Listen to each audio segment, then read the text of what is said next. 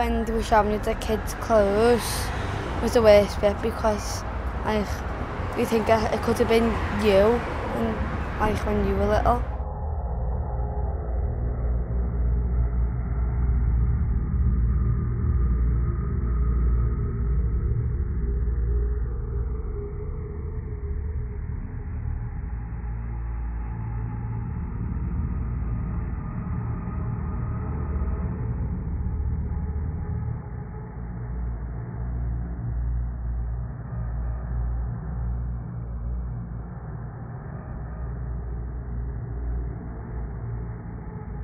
In one of the rooms there was loads of hair what they cut off the people, and the shoes, and there was piles of it, and it was all horrible.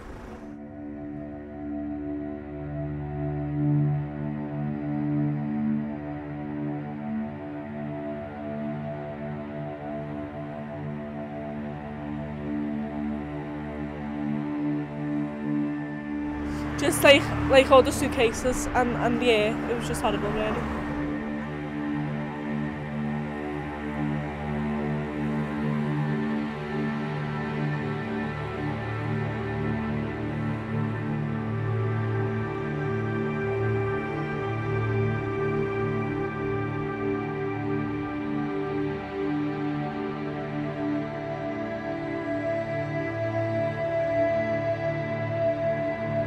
I'm really taken back myself. I thought I would be prepared, and I was hoping the young people would be prepared to come here.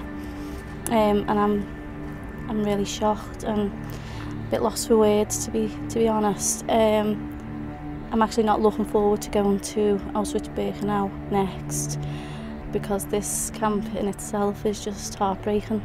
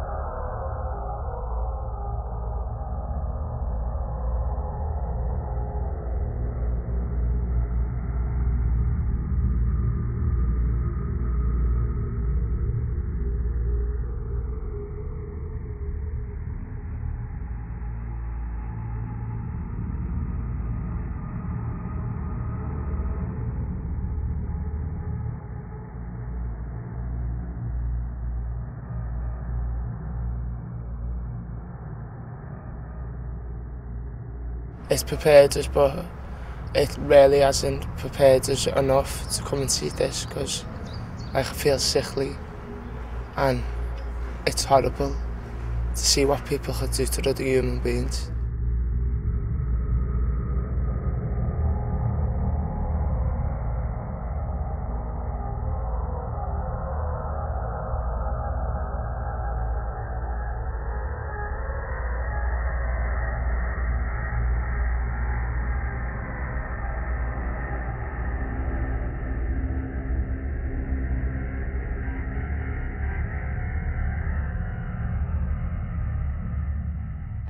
I'm in a bit of a state of shock because personally I've read up quite a lot about it, but nothing can actually prepare you for it.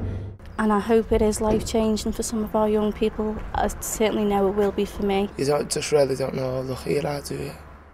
To go from Camp 1 to go to Camp 2, obviously Birkenau, was a big decision to make, but obviously our time scale was only 2 days, and what I wanted to try and do was give them time on the second day to reflect.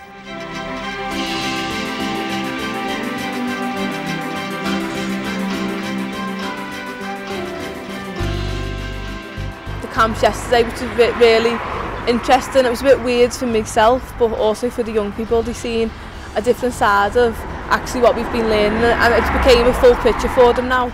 I think the average 2-1 with the rats and all that was the worst because they had to sleep in that and they were getting like bit. My favourite part of the trip would be the salt mines.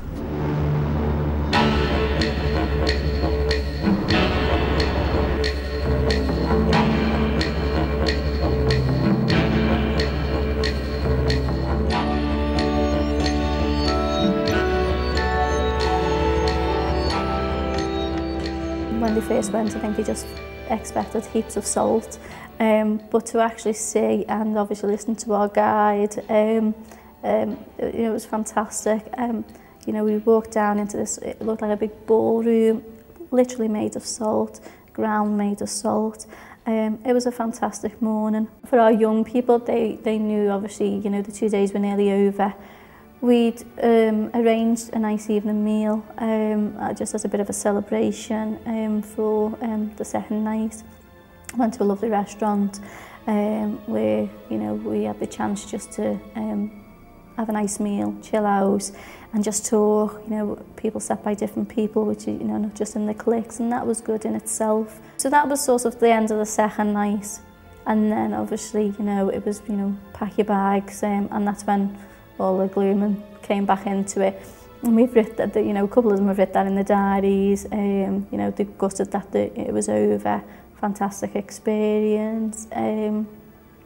Not sure they'll have the opportunity to go away again, not just specifically to Krakow, but just away again. And then obviously it was just time for bed, and then obviously the trip home.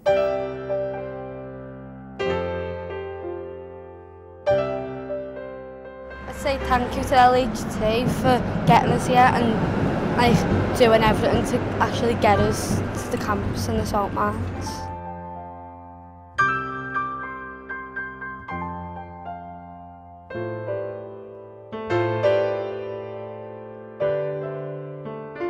Thank you, LHT.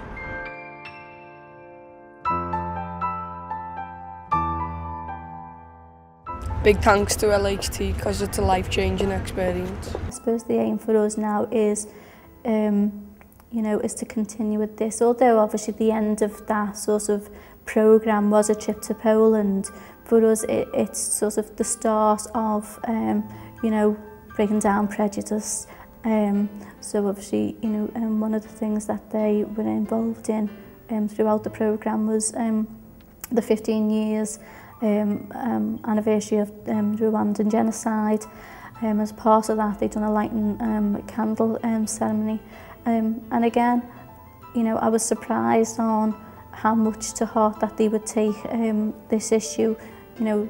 Don't know a lot about, they didn't know a lot about it, but obviously that's where we'll go now throughout this year. We will start looking at some of the most recent genocides, prejudice just in itself, with the main aims of us just breaking down some of them prejudice, even if that prejudice is with their neighbour. I'm not talking about communities against communities, I'm just talking about how they themselves look at another individual, another person, another young person in their school, and offer, open more sorts of doors to opportunities for them.